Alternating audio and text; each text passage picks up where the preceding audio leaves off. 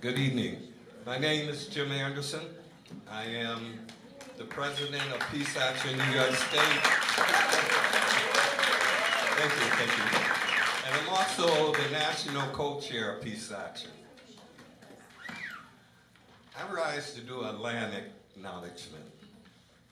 Do you know once about a time here, there was an abundance of nuts, birds, animals, fish, shellfish.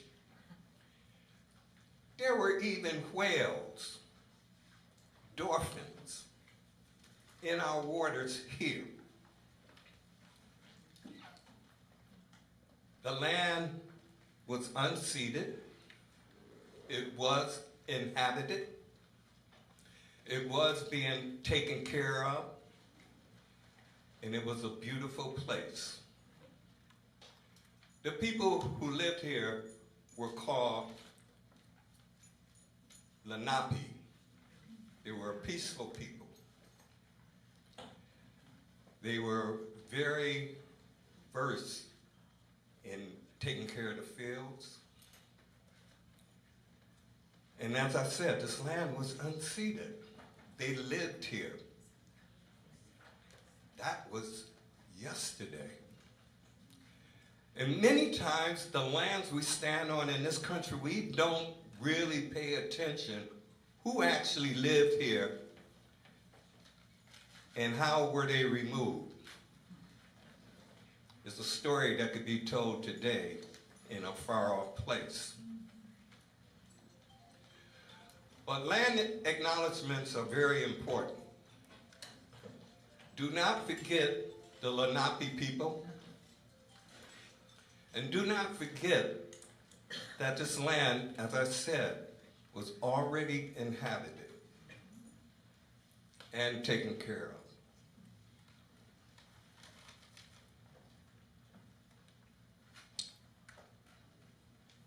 of. I pause only to let some of that sink in. And now, I will introduce the Executive Director of Peace Action New York State, who I am proud, in fact, I adore the opportunity to do so, Amy Goodman.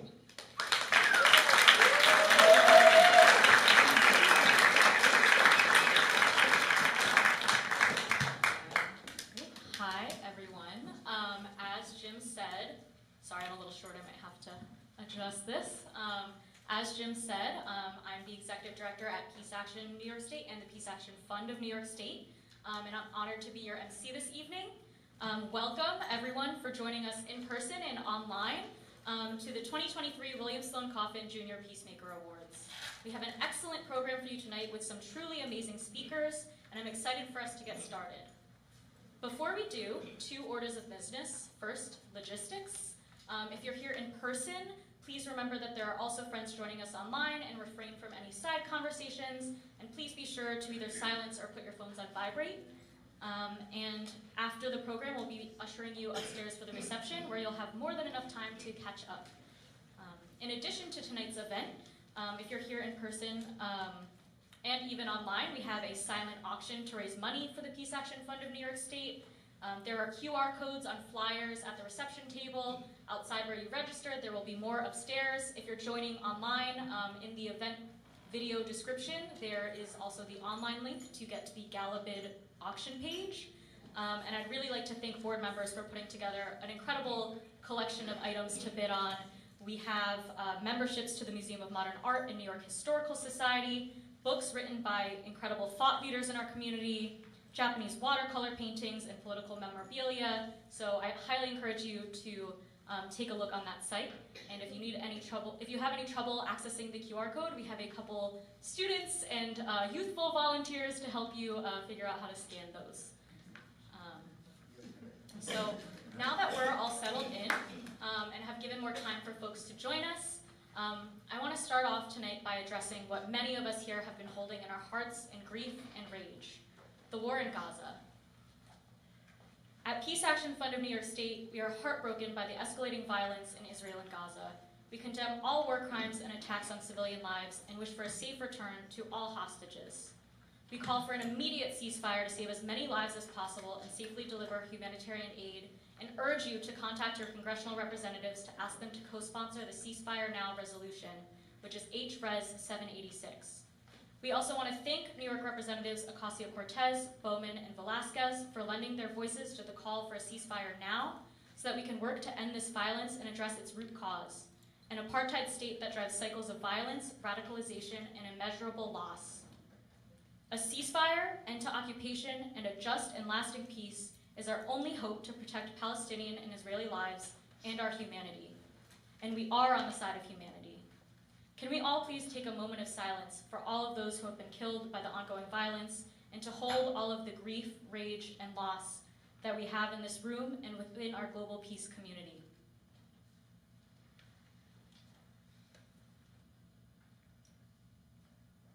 Thank you. Tonight's theme is telling our stories to build our power. With this theme, we want to focus on the importance of centering the experiences of frontline communities and advocating for peace worldwide. We believe that now, more than ever, it is important to honor the work of communities who are speaking truth to power while building an inclusive and powerful anti-war community. As we continue to bear witness to ongoing war and suffering amidst all of the misinformation and propaganda, I am so glad that tonight we can uplift and honor Amy Goodman and Afghans for a Better Tomorrow with our William Sloane Coffin Jr. Peacemaker Award, and Peace Action Geneseo with our Don Shaffer Student Peacemaker Award.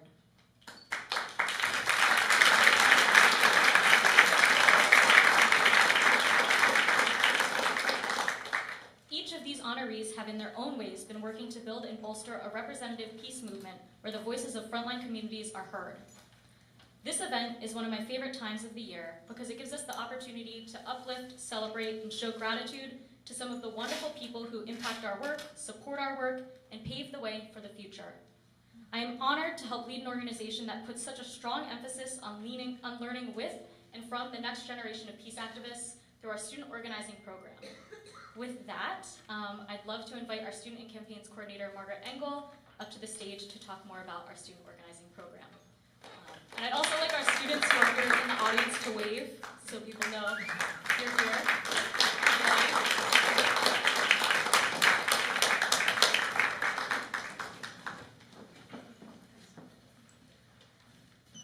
Hello, my name is Margaret Engel, and I'm the Student and Campaigns Coordinator at Peace Action New York State. I have the privilege of working directly with our 15 student chapters this semester who are part of our student organizing program. This program uplifts student leaders across the state of New York as they develop skills in advocacy and organizing. Why don't you lift the mic so you don't have to bend down? Sure. We're very different heights, so. Yeah. This is coalition building here. We are so pleased to be joined by a few of our students tonight who just waved. Each year, the Don Shaffer Student Peacemaker Award congratulates an outstanding student chapter on their work and leadership in peace education and activism within their community and amongst their peers in the past academic year. The award is named after the late Don Shaffer, a great leader and friend of the Peace Action Fund of New York State, who convinced a friend to kickstart the student organizing project with a grant that allowed PAFNIS to hire a part-time student organizer to launch the student organizing program back in 2011. Though the Shaffer family is not able to join us in person tonight, Robert Shaffer has sent us a statement to read on his behalf. My brothers and I congratulate the members of Peace Action at SUNY Geneseo, and especially chapter organizer Ruby Morris, for earning the 2023 Don Shaffer Student Peacemaker Award. This award is named for our father, who died 10 years ago, and who had not only been a lifetime activist in Peace Action New York State, but an early advocate for setting up campus chapters. He was also a student peace activist himself in his day at Brooklyn College in the late 1940s. Don would be pleased to learn that this is the second time that students at SUNY Geneseo have earned this award, which shows that the Peace Action chapter has maintained its presence on campus even as earlier leaders and members graduate and move on to activism elsewhere.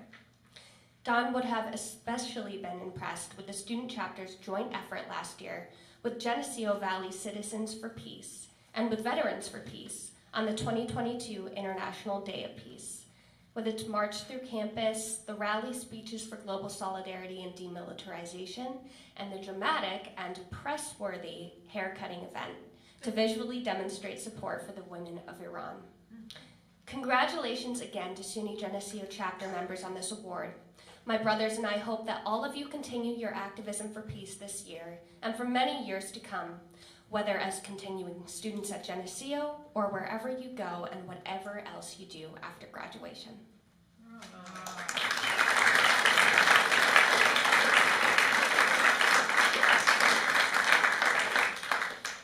So now my words as Student and Campaigns Coordinator. It is with great honor that Peace Action New York State awards Peace Action Geneseo, the student chapter from SUNY Geneseo, the Don Shaffer Student Peacemaker Award for their tremendous accomplishments in the 2022 and 2023 school year.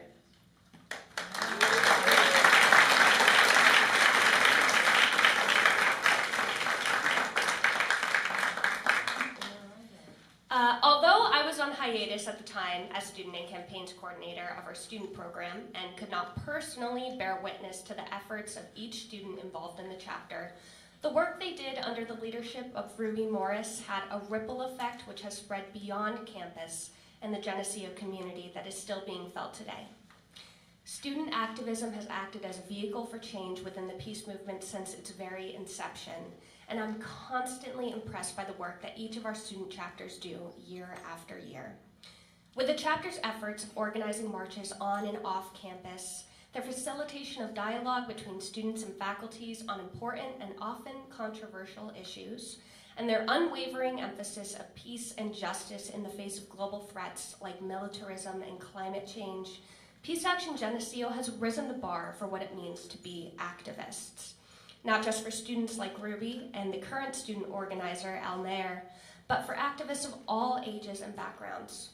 These students collaborated with Veterans for Peace and Geneseo Valley Citizens for Peace, two long-standing organizations that have fought for peace and justice in the community for years. Their joint actions promise the opportunity for future intergenerational cooperation as we resist the influence of a highly militarized U.S. foreign policy, ecological destruction, and nuclear proliferation efforts across the world. It's been so exciting to see what Elle has accomplished with the chapter in just one semester, and I know that Peace Action Geneseo will continue to do the necessary work on campus and beyond towards achieving a peaceful, equitable future. Thank you to Ruby and the students and alumni of Peace Action Geneseo for your incredible work last year. We can't wait to see what you do next. Ruby unfortunately could not join us in person tonight, but I know she's watching virtually. She also sent a video message to be shared with everyone here and watching from home. So congratulations to Geneseo. Good evening, everyone. I hope you are all enjoying the gala so far, and I'm sure you all look fantastic. Unfortunately, I am unable to be there in person, but I still wanted to take the time to express my sincere gratitude. It is an honor to be receiving the Don Shaffer Student Peacemaker Award on behalf of SUNY Geneseo's Peace Action chapter. Like all activist movements, our work for the 2022-2023 school year was not a solo act. As a young student organizing group, we looked heavily towards Geneseo Valley Citizens for Peace for guidance when it came to community organizing and planning. We leaned on Ronnie, last year's student and campaigns coordinator at Peace Action New York State, who not only supported us throughout each event and chapter meeting, but also as individuals in the peace movement and as young adults. A true mentor that myself and the rest of Geneseo Peace Action will look up to. All of the work we accomplished was a collective effort from my two brilliant friends and collaborators, Marisa Giudici and Laura Ode. Thank you both so much. I would also like to congratulate the other student chapters of Peace Action New York State. Meeting everyone at the Student Peace Conference and hearing their upcoming plans for their respective campuses was inspiring, and I know we have all done amazing things throughout this year. Being a student organizer shaped my last year at Geneseo to be filled with a sense of community, shared passion and drive, and accomplishment. We reached 300 signatures calling SUNY Geneseo's administration to action regarding their lack of sustainable initiatives. We held 2 marches on campus and stuck to our roots with our monthly Dishes and Discourse, pairing food with dialogue. Winning this award on behalf of Geneseo's Peace Action will show the future activists and student organizers that if you learn from those around you, ask for help when you need it, and listen wholeheartedly, similar to Don's initiative with the start of the student organizing program, what started as a small club with 2 to 3 regular attendees can turn into a blossoming center for activism, growth, and change. A big final thank you to Emily, Kate, Ronnie, and Margaret for this award and for being such strong mentors for myself and all the young peace activists a part of Peace Action New York State and the world. Thank you all and have a great night.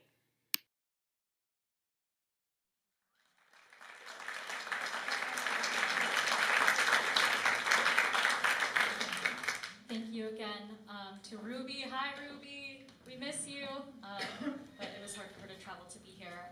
Now, I'd like Margaret to take a seat over in our conversation area, if she would. And next, I'd like to invite Kate Alexander, our board chair of the Peace Action Fund of New York State, to the stage to introduce the next honoree.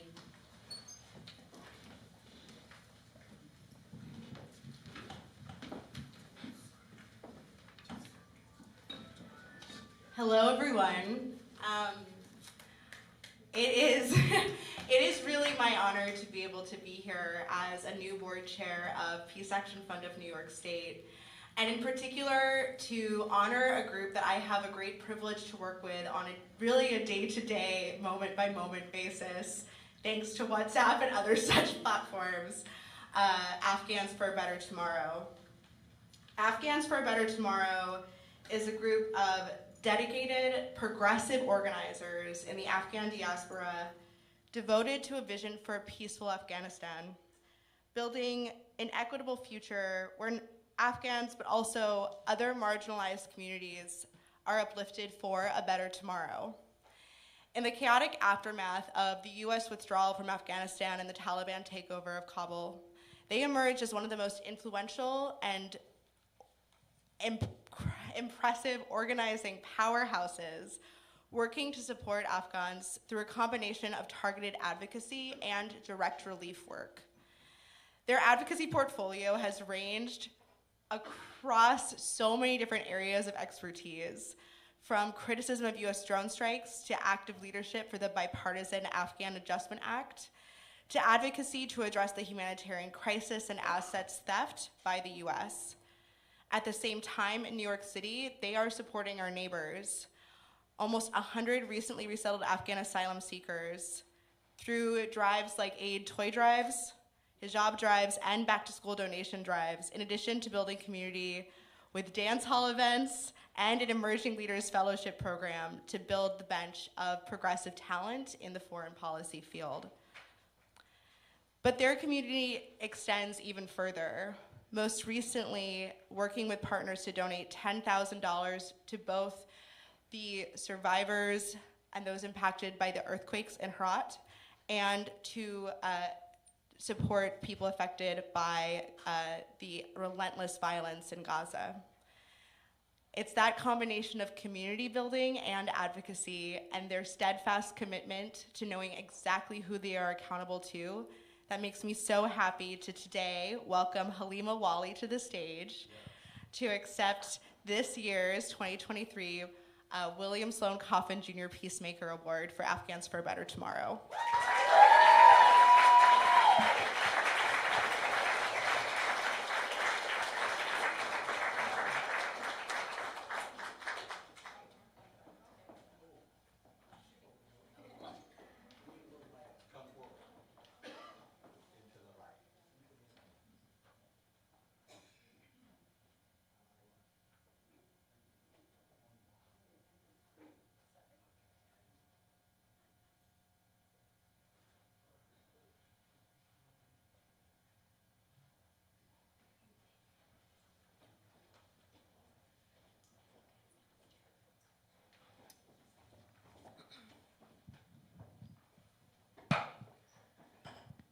Thank you oh, that's fine, thank you.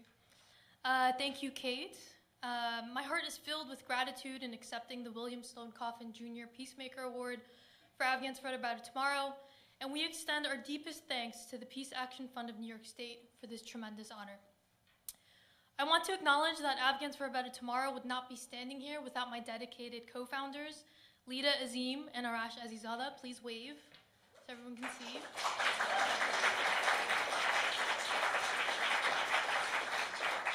Two of the most passionate community organizers that I'm so proud to also call my friends.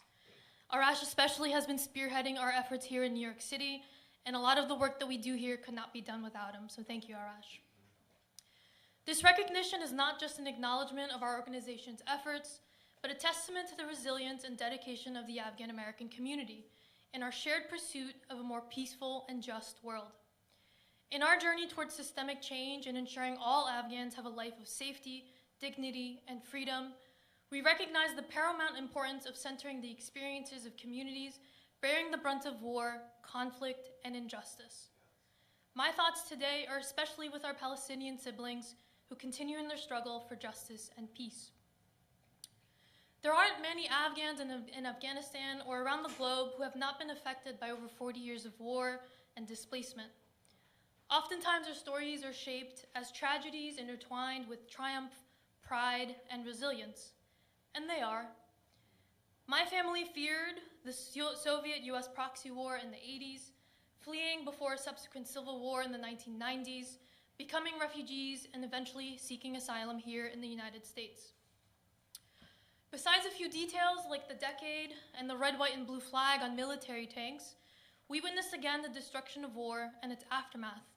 And again, I can tell you the story of family members trying to make it to Kabul airport in August 2021 amidst a botched US military withdrawal. As you can tell, little has changed over the past 40 years.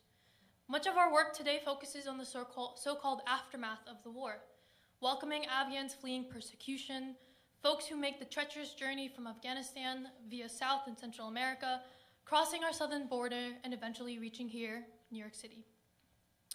In every person that has come here, I see my own parents, navigating a new language, a new culture, but above all else, yearning for safety and stability far away from the many sounds of violence. AFBT was founded by necessity, on the belief that every Afghan, regardless of where they reside, deserves a life of safety, dignity, and freedom. In a world where borders should not dictate the value of one's life, we strive to be a powerful force for systemic change. We are committed to ensuring that the voices of those most affected by conflict and displacement are not only heard, but amplified in the corridors of power that has long kept us out. As we accept this award, let it be a symbol of unity and a call to action. Let it be a reminder that the work that we do is interconnected, and our collective power lies in our ability to amplify the stories that often go unheard. In the spirit of William Sloane Coffin Jr., let us be tireless advocates for a more just and peaceful world, recognizing that the path to peace is paved with empathy, understanding, and a relentless pursuit of justice. Thank you.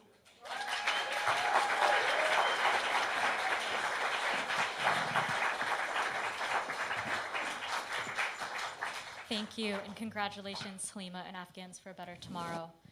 Next, I'd like to invite our board member, Blanche Wiesen-Cook, a retired professor and award-winning author, to the stage.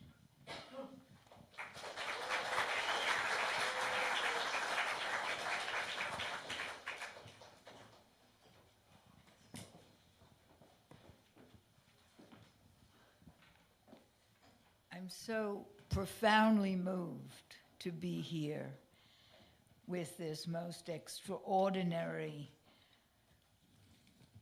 thing to do, present an award to Amy Goodman. Let me just say, this is the 75th anniversary of the Universal Declaration of Human Rights.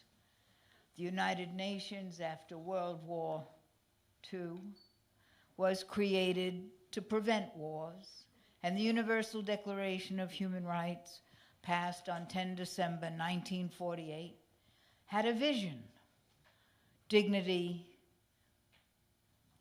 power for everybody, food, clothing, shelter, human rights for everybody. In And here in the audience is Cora Weiss, the founder of the Women's Strike for Peace, and Peter Weiss, the founder of the Center for Constitutional Rights. And these are organizations that have given us hope for so many years. And what gives us hope every weekday is Amy Goodman. Because unlike corporate television and corporate radio, Amy Goodman gives us the voices of people around the world who are fighting for dignity, security, food, clothing, shelter, and human rights for the people of this planet upon which we all do happen to live, one people, neighbors, to face the future. And it is Amy Goodman. And I have to say, let me just be personal for a minute. Amy Goodman has had this great show, Democracy Now!, and if you don't wake up to it, you can get it, democracynow.org, and listen to it all the time. But I teach, or I did teach until this year, and I've taught for 60 years, at John Jay College. My students were police officers, and I taught in the prisons. And compulsory for every course was Amy Goodman. And in prison, and my students really changed. Amy Goodman's presentations, which, by the way, are over 1,500 stations around the world and across the country, and it changes how people feel and think, but also how they feel. And I know that because my students have really been part of what is going to give us hope and continued hope for the future as we go forward. Peace, freedom, justice. And so, I am more than thrilled and delighted to present the William Sloane Coffin Jr. Peacemaking Award to Amy Goodman and Democracy Now!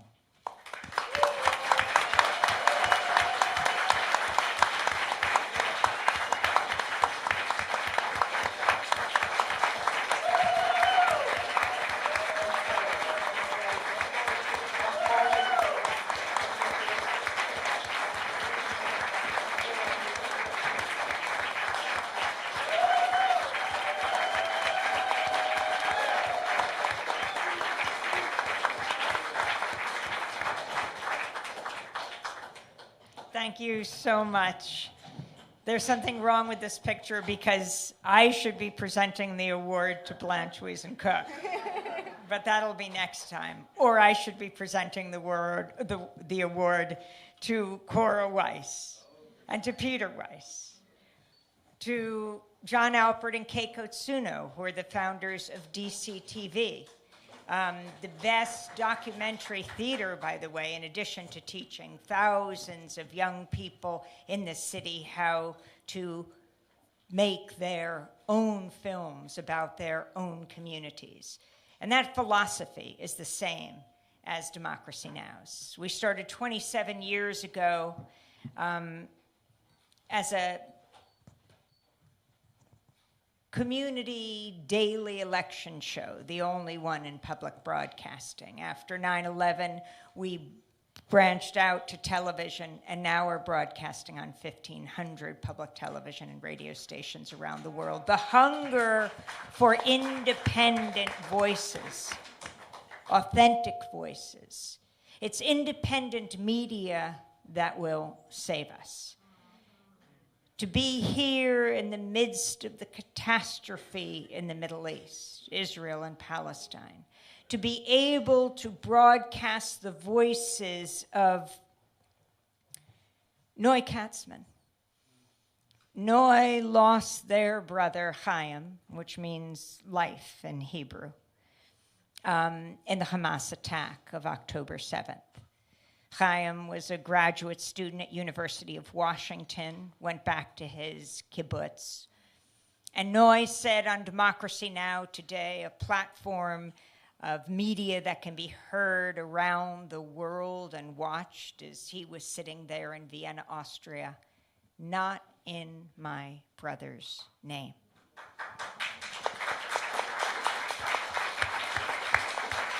He was talking about the attack on Gaza now.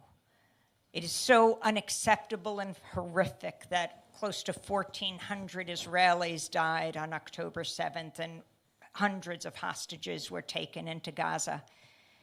And the idea that we're continuing to count the casualties, the Palestinians who have died. When I last checked, it was over 5,000. I don't know how many will die tonight as we talk. I think of Rashid Khalidi, the great Palestinian-American scholar, Edward Said, professor of Arab Studies at Columbia, talking about this catastrophe in the Middle East. And I think of the great Israeli Holocaust scholar, Dan Siegel, who came on Democracy Now! And said what we are talking about, and let me make sure I do not misquote him as a journalist, a textbook case of genocide, he said, as this Israeli Holocaust scholar, Raz Siegel, decried Israel's continued assault on Gaza. I think of the Palestinian journalist who just died in the last few days.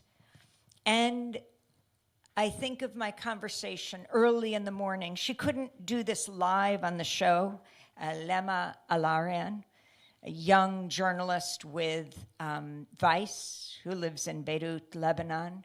She couldn't do it live on the show, which was an hour later, because she was going to yet another funeral for her best friend, Aysem Abdallah, who is a Reuters videographer, who went with his colleagues from Agence France Presse and other Reuters journalists to the border, Lebanon-Israel border. And as he set up the live feed, they all were wearing their press attire. He was struck down. Israel said they're looking into it. He is one of, at this point, last count, 23 journalists who have died in the last few weeks. Now, just to be accurate here, the number, horrifyingly, may have gone up, but at this count, 23 journalists have been confirmed dead, 19 Palestinian, 3 Israeli, and 1 Lebanese journalist. That's Aysem. Aysem, by the way, Lema said, he would continually say to her, stop being restless. Stop being reckless. You have to focus on security, on your own security and the safety of other journalists. He thought he was being as safe as he could. 23 journalists dead, 8 journalists reported injured, 3 journalists reported missing or detained. It is so important to hear these voices. And as I listened to Noy today talking about their brother Chaim, I thought back to being in the Firehouse studios where we used to broadcast. It was right after 9/11, and having Rita Lasar in the studio. Rita, who lost her brother Abe Zalmanowitz on the 27th floor of the World Trade Center. And she thought and said, as she went around trying to find if he was alive or dead, horrifyingly giving out her DNA, when she learned he had died and President George W. Bush cited his name as a justification for the invasion of Afghanistan. She said, not in my name, not in my brother's name. She didn't want another woman in Afghanistan to lose their brother. It is so important to hear these voices as the corporate media beats the drums for war. We hear over and over again the stories of those who lost loved ones on October 7th, either held hostage now or have been killed. We should hear those stories. We should know all of their names. But that model should be a model of how Palestinian lives are covered. We need to know all of their names as well.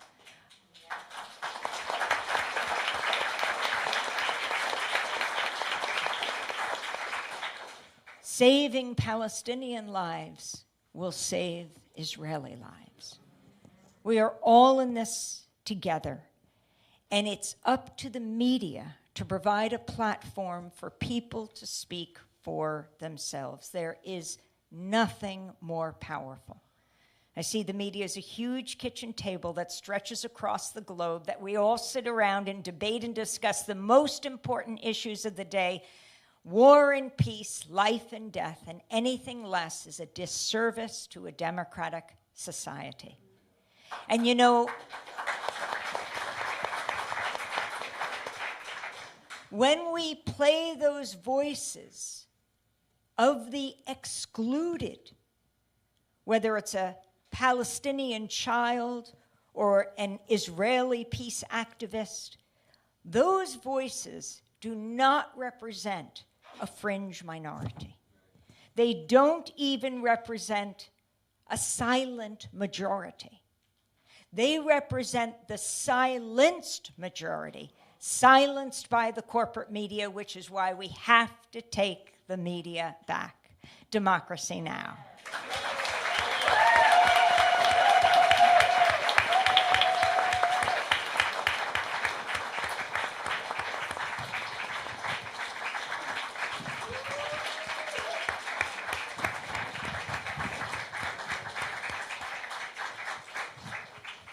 Thank you so much, Amy, and congratulations.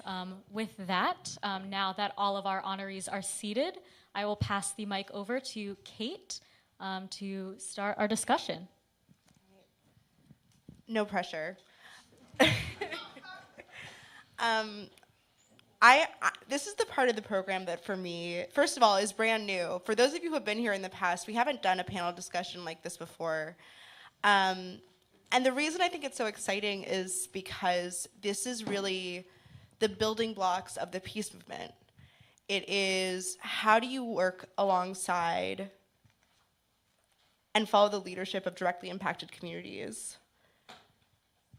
and create platforms, as you said, Amy, for people to tell their own stories so that people who are just joining the movement already know that the anti-war movement belongs to them.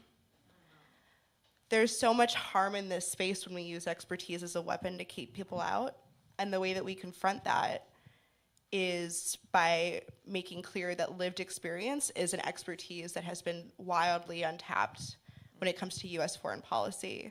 So I think, with that being said, the theme of tonight's event is telling our stories to build power. And what that really comes down to are two questions, and it's who are you accountable to, and how are we changing the answer to that question as a foreign policy space? So I think with that, it's only fair to start really at the roots. So I'm going to go to you, Halima, and just say, Afghans for a Better Tomorrow has such a clear answer to who you're accountable to, but that answer is very big. Whether it is the Afghans in Afghanistan, those who are waiting to be resettled here, those who are here but are waiting in legal limbo, or more locally, the people who you're resettling in New York City, Could you talk a little bit, how do you make sure that your advocacy is accountable to those communities, and why is that important in how you approach the work? You know, the question is as large as the answer, I think. And sometimes Arash and Lita and I, we sit there and we talk amongst ourselves. Like, how do we approach sort of the different communities that are both in Afghanistan, here, and the different problems that they face? And Arash actually has made a really great point that advocacy is a two-way street. Oftentimes when newcomers are coming here, we're learning a lot from them, right? Like, we have sort of the tools to be like, okay, we need to get you a work permit. We need to figure out the legal process for you and all of that. But then they're also teaching us something, right? They're teaching us about their story of resilience, how they got here, speaking their truth, essentially, right? A lot of times in the media, and a lot of the media coverage has decreased, but their story is so powerful, it's so impactful, and that's not something that you hear oftentimes. When it comes to the advocacy for those that are in Afghanistan, I think that sometimes becomes a bit more of a difficult question. But what we, I think, as a group and as an organization prioritize is speaking to those that are living there. I still have family members that live there, and in communication with them, you know, what are your needs? And it always just boils down to the basic human necessities: water, food, shelter. And so I think, you know, in our work, just being very grounded of, we might have one point of view and one way of thinking, but ultimately it's in service of those that we are trying to provide for. Yeah, thank you. I think that essence of, like, we're always in conversation together about what the needs are as they're emerging is if we get that building block wrong, everything that follows will have a bias to it that reflects that initial story, that initial community storytelling. And Amy, I think if we're talking about media bias now, I have to go to the work that you've done to really provide an alternative space that I think even builds on your background in anthropology to create stories that have roots. How do you see your work in building independent media connected to the work of building a movement for peace and justice? Well, you know, we didn't come out of nowhere. I come out of Pacifica Radio, out of here in New York, WBAI, which was founded in 1960.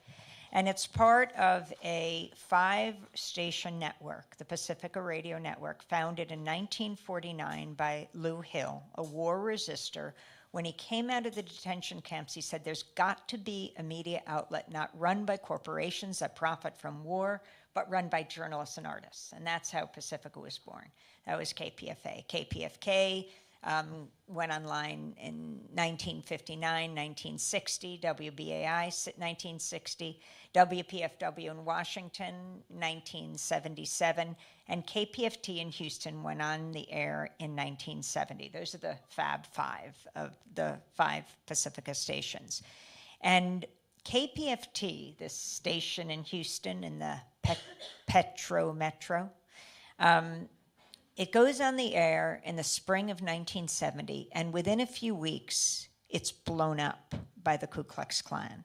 They strap dynamite to the base of the transmitter. KPFT rebuilt quickly. They went back on the air a few weeks later, and then the Klan strapped 15 times the dynamite to the base of the transmitter and blew it to smithereens, right in the middle of Arlo Guthrie singing Alice's Restaurant, which I thought was a good song. But so then it takes months to get back on the air, and Arlo comes back into Houston, and in January of 1971, KPFT rose from the ashes, and ever since then it's been broadcasting.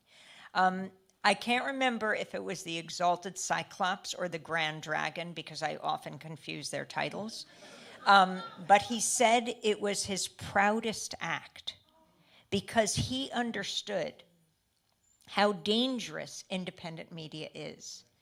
Dangerous because it allows people to speak for themselves.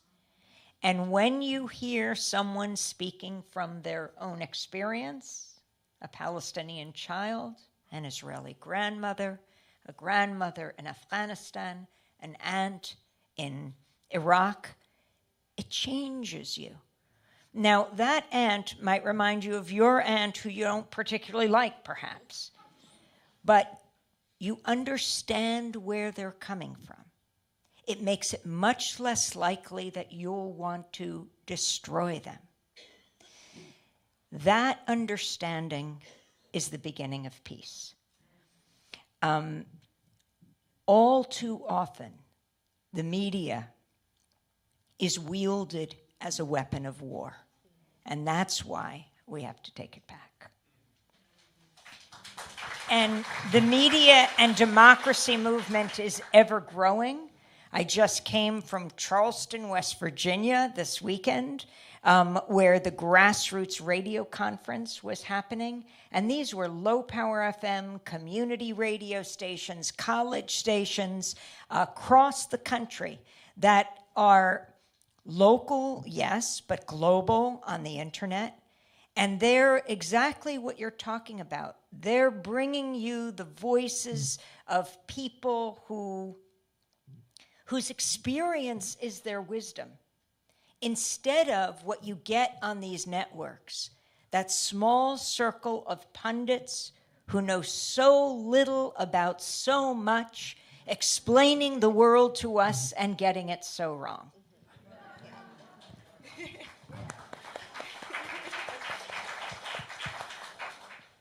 Yeah, there's Feel like there are two factions of students who don't want to join the peace movement. And that first faction is, they're the type of student who is saying why there's no point to it, we're never going to defeat the US military, we can never defeat the evils of the world, climate change is upon us, that's it. And then the other faction is the type of student who really is passionate about these issues, who wants to do the work, who wants to go forward, but they are constantly being told by the older generation, by their academic institutions, that they don't understand the issues enough, that they are getting things wrong, that they're too young. And then within the peace movement, you have these amazing students who are here tonight, students who are honoring tonight, who show up and they do the work and they bring you ideas on their campuses about broader foreign policy issues without the incredibly confusing language that academic institutions have, without the language of violence on those larger corporate media companies. And it's just a chance for students to sit and talk. You know, the Action Geneseo chapter, one of their hallmark projects that they do is this dishes and discourse idea, where they bring meals and everyone brings something and they sit down and talk about certain issues, current events that are happening, and you can ask questions and you can just have a space for students to talk. And sometimes those issues are incredibly personal to the students, and sometimes it's issues that you are learning about in class, but you don't have the time, you don't have the space, you don't have the availability to ask more questions about it. And I think that's the beauty of the peace movement when it comes to students.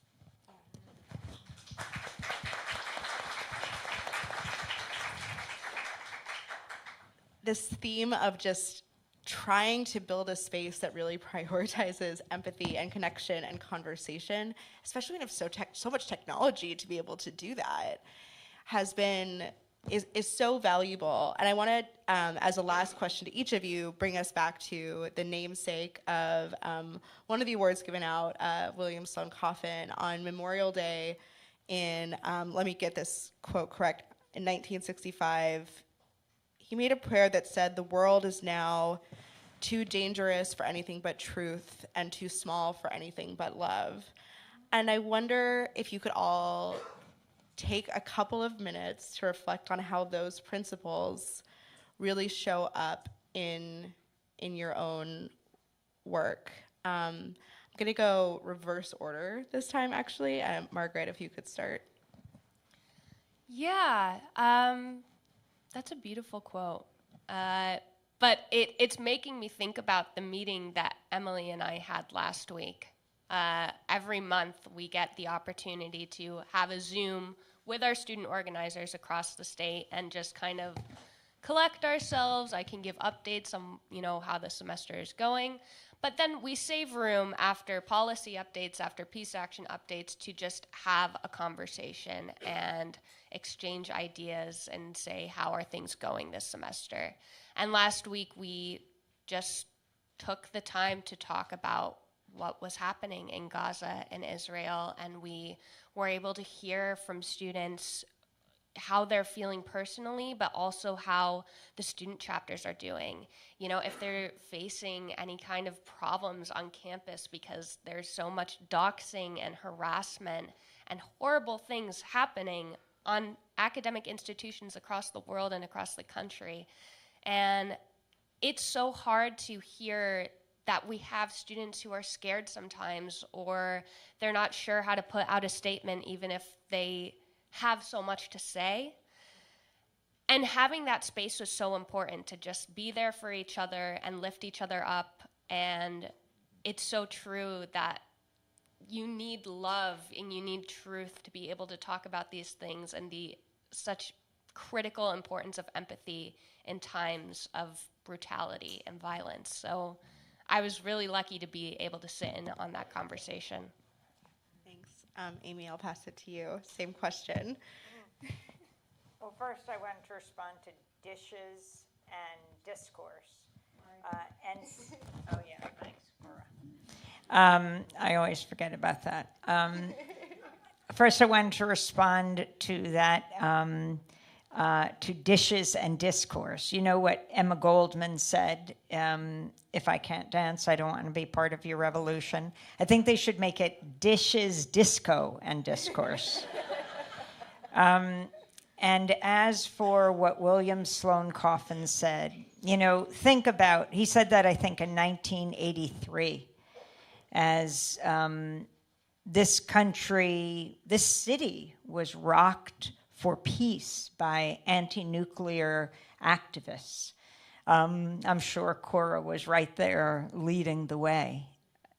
And I think of the Riverside Church, where Reverend William Sloane Coffin preached, this incredible safe space where thousands could gather, where Dr. Martin Luther King spoke a year to the day before he was assassinated in Memphis, right? He gave that speech, why he opposed the war in Vietnam. William Sloane Coffin spoke against the war in Vietnam right through to the war in Iraq.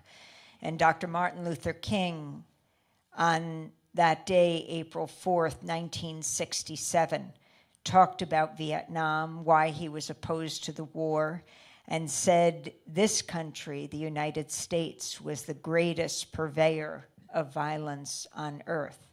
The U.S. is the most powerful country on earth, which is why what people do in this country has such a significant impact.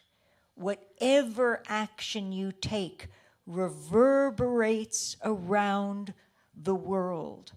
So never think for a moment that you're not making a difference. You are. And especially now when it comes to Israel and Palestine, we have to preserve the space for discourse and dialogue and debate. Otherwise, the lies take lives.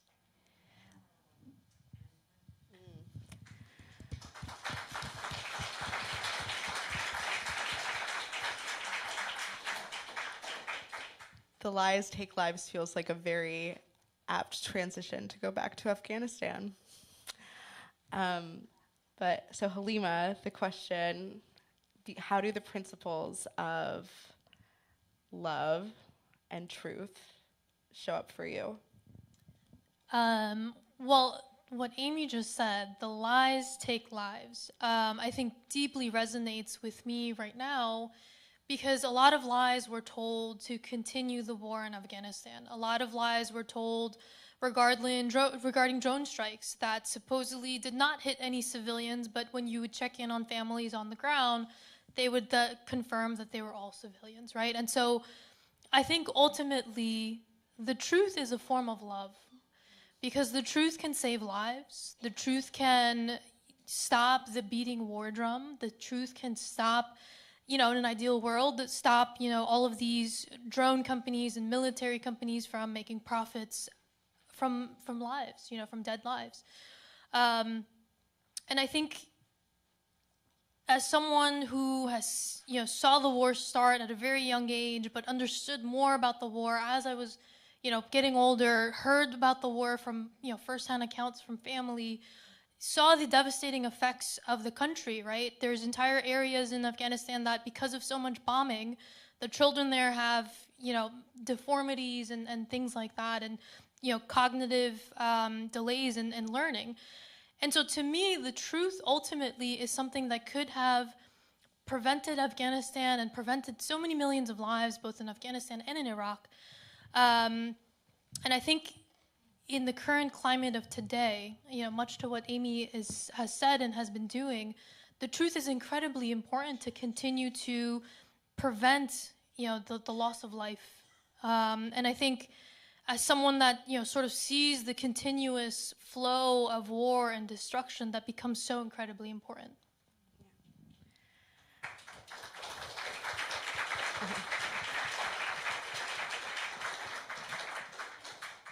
Thank you so much. I think that sign of when truth prevails, so does love, is a really extraordinary note to be able to bring up to this room. So I guess since the executive director has shown me that we have a little bit of time, I want to ask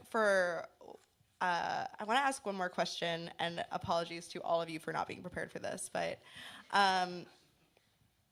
this has been a time of extraordinary grief and heartbreak and loss, and it feels so difficult when you're in this work every day to sometimes feel that care that you put into the work reflected back at you from the world around you.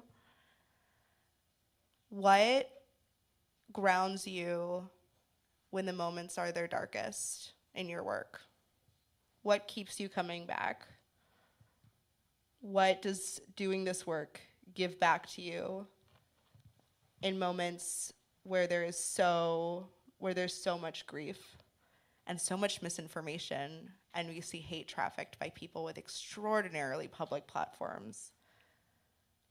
What keeps you here and believing we're capable of more? Amy, I'm so sorry. But I'd like to turn it to you with a caveat that I hope that this is we'll be able to continue this theme for as many rounds as is necessary.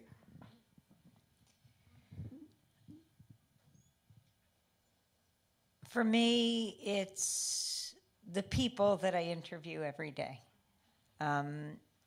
It's the hope that they have, the belief that something will be better, that things will change as people organize. I think back to covering one of the great genocides of the 20th century, and that was Indonesia's occupation of East Timor.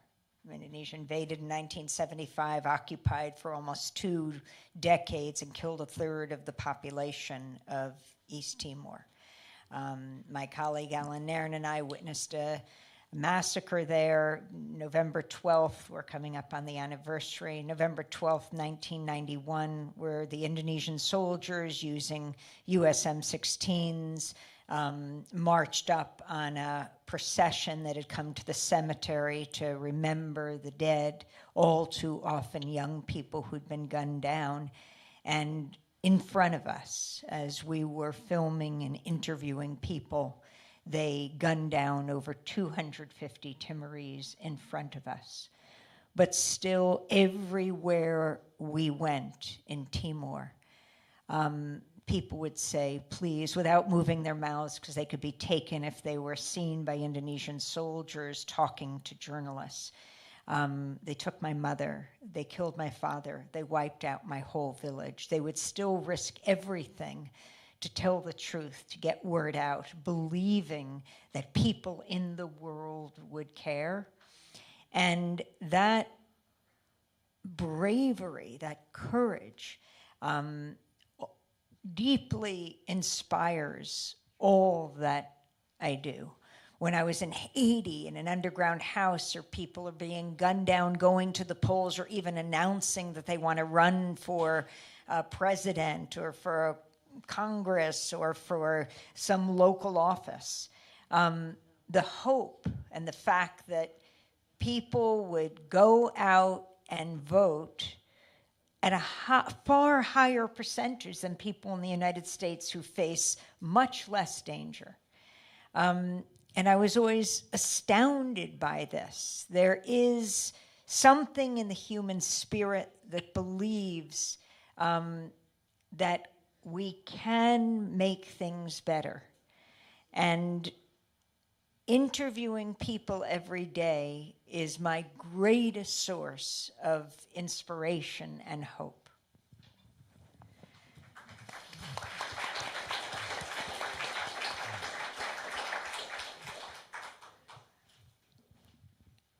I don't even know where to go next. I think that, Margaret, I kind of want to pass it over to you because you work with this population. I mean, for my generation, the political awakening was 9/11 and the Iraq War. And that was a huge part of what it meant to dive into this field, was really acknowledging the extraordinary lies. For this generation, there's a totally different political awakening moment, particularly when you're working with 18, 19-year-olds, whether it's around Afghanistan or Ukraine or Gaza. So similarly, when you're working with young people with their whole lives ahead of them, what working in that community gives you hope in moments like these? Yeah, I would say most of the students that I've spoken to, they say that, the moment in history that brought them here was usually the 2016 election, and just recognizing the fact that they are a young person entering Trump's America. What does that mean in terms of everything? And then other students I've spoken to have said that it was really the Black Lives Matter movement that got them interested in the peace movement, because those two are so intertwined. And I would say just the opportunity every day of getting to speak with students and hearing their struggles, but also their accomplishments of what's happening in their chapter is incredibly inspiring. And I will say, I started at Peace Action when we were very much virtual, and we're still kind of virtual. And so I don't get as many in-person opportunities as I would always like to. And when I do get those opportunities and I can meet the students in person and see them face to face and hear them speak about what's going on in their chapter, when Emily and I get to go on the road to our upstate campus tour and actually walk the halls that they walk and meet the student members of each chapter, it's like, wow, this is so real, and this isn't just something that is in my computer and on my social media. It is real live human beings who are on campuses everywhere, who care about issues, who want to learn more. And this summer I had the opportunity to represent Peace Action at the World Conference Against A&H Bombs in Japan.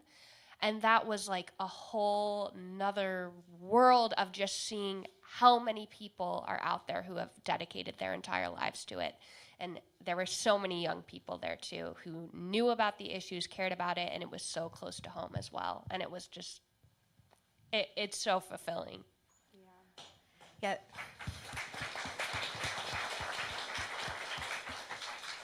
Yeah, there's been such an extraordinary amount of global solidarity that we've seen, and tech has really helped break that down.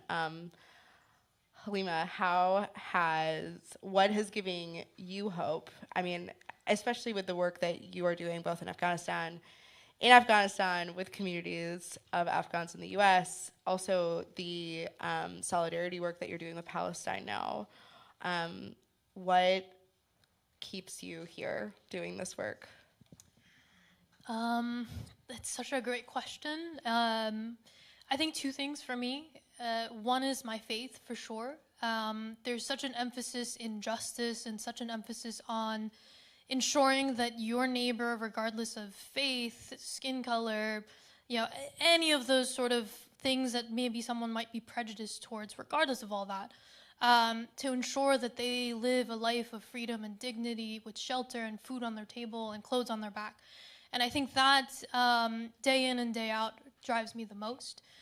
But there is also, I think, an element of Afghan joy that also really drives me. And I say that because in August of 2021, I had relatives and family members waiting outside Kabul airport. And I'm sure you've all seen the chaotic scenes, from that time. And, I haven't been sleeping because I'm doing everything I can here to reach out to representatives and reach out to, all the avenues that I've been taught in school, right, to try to help someone. And in these, difficult moments, my uncle is cracking a joke, another family member is just clowning on somebody and saying something funny. And I think in those moments where, despite all the odds, they haven't had water or food for 18 hours, they're sitting outside this, chaotic scene at the airport, there's American soldiers, there's the Taliban, and they're sitting there making jokes and laughing. And we over here just what is going on? Why are you making a joke? And I think that to me is sort of the theme of sort of Afghan joy, right? That despite your circumstance, despite where you are, there's still something to be joyful about. And I think we see that in sort of the families that are also settling here in New York City, in New Jersey, in the sort of the tri-state area, where despite their journey, despite, coming away or trying to flee persecution and all of that, they come here and they just want to see their kids grow up in a free and peaceful place. They, want to continue their studies. They want to be a journalist here because they were a journalist over there.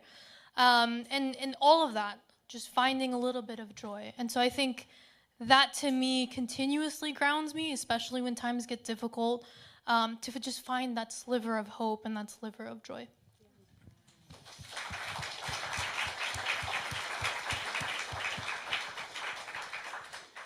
Well, the fact that hope and joy exist in every single crevice in this work is such a lovely note to end on. So I want to please invite everyone to thank this year's honorees for this wonderful panel and all of your work.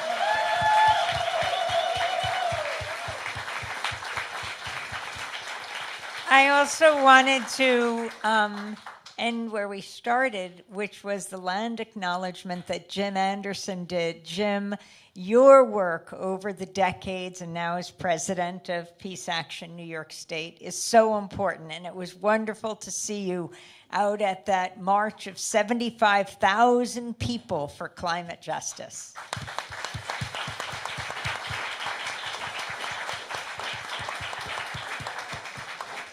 All right, so we're going to do a quick picture with all of this year's honorees at the front of the stage, and then Emily will be inviting a couple of other board members to the stage to close us out.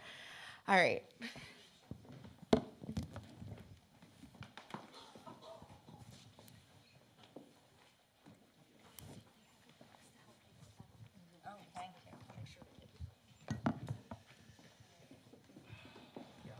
Bear with us for the photo op. All right. We'll go to the front of the stage. Sorry, thank you everyone for bearing with us.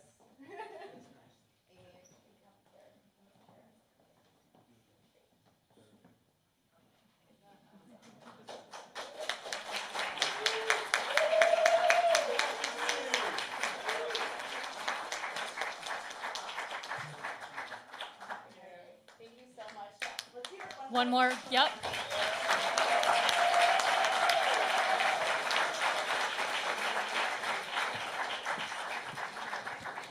Great, and a round of applause for Kate Alexander for moderating that great discussion.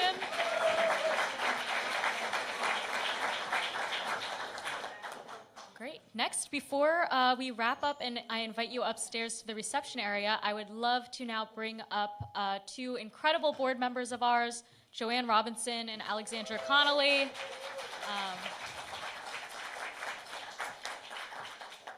As you know, tonight is a fundraiser, so I hope you'll bear with us through a little bit of a fundraising pitch. All right, who's super excited to be here tonight? Woo!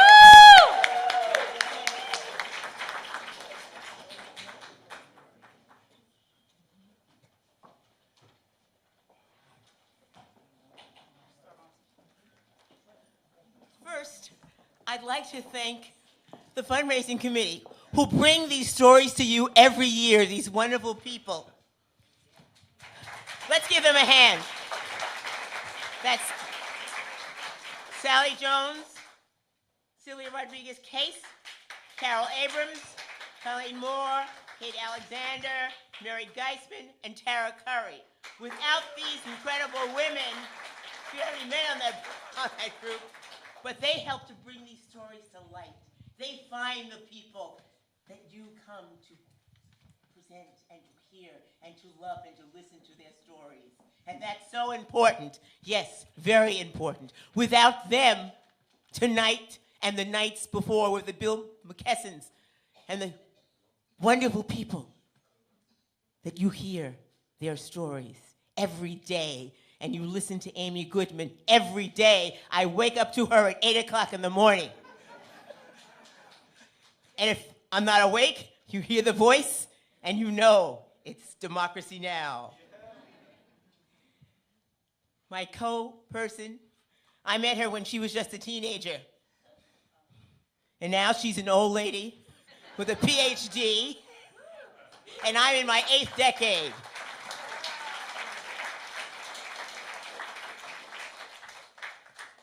And we bring you this wonderful journey that you have heard, these stories that empower us and you. Thank you so much for being here. I just want you to take a minute and think about all of the young people in your life, all of the young people that you've touched, and think about what kind of world do we want to create for them, right? So we heard a lot about trauma and young people and how it affects their learning ability. I'm an assistant superintendent, and I'm going to tell you that social media and having a 24-hour news cycle is a lot. And so children are constantly seeing what's going on in this world. Was anybody old enough to remember when TV went off at night? Yeah, right? Remember that? Our kids do not have that benefit. They're inundated with what's going on.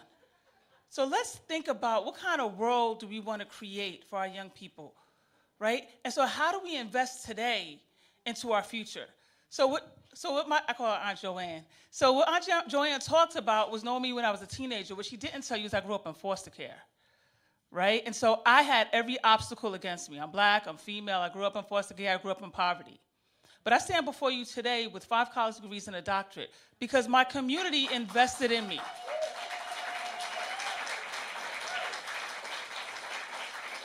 And so I believe that we can create 100 million Dr. Connollys if we invest in our young people today. Thank you so much for your time and your energy tonight. We are so happy to have you. Any closing words? Yes. In your journals, you will find a marvelous envelope that you can continue empowering these young people, empowering Peace Action to bring the stories to you. You've given wonderful money, but we need more.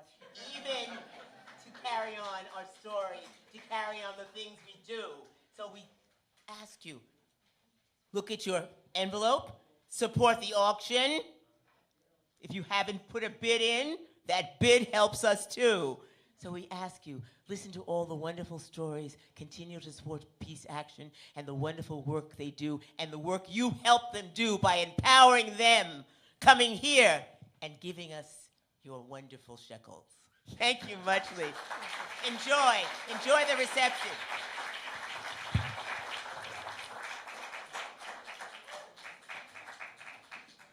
Thank you so much, Dr. Connolly and Joanne, for that impassioned speech.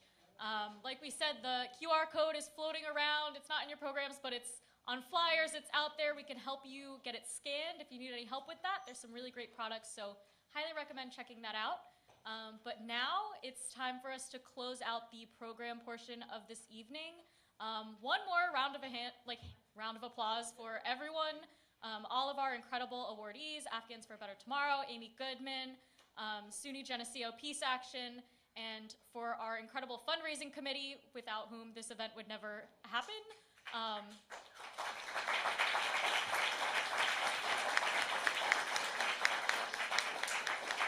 And to Scandinavia House and the incredible staff who have welcomed us here and helped us with the tech, made it possible to have a live stream and hold videos, and all of these things. So just really grateful to be here with everyone tonight. There are stairs to get upstairs if you're able to climb them. There's elevators if you're not able to. But I'm looking forward to welcoming you all upstairs for a little dishes and discourse of our own. So please join us up there.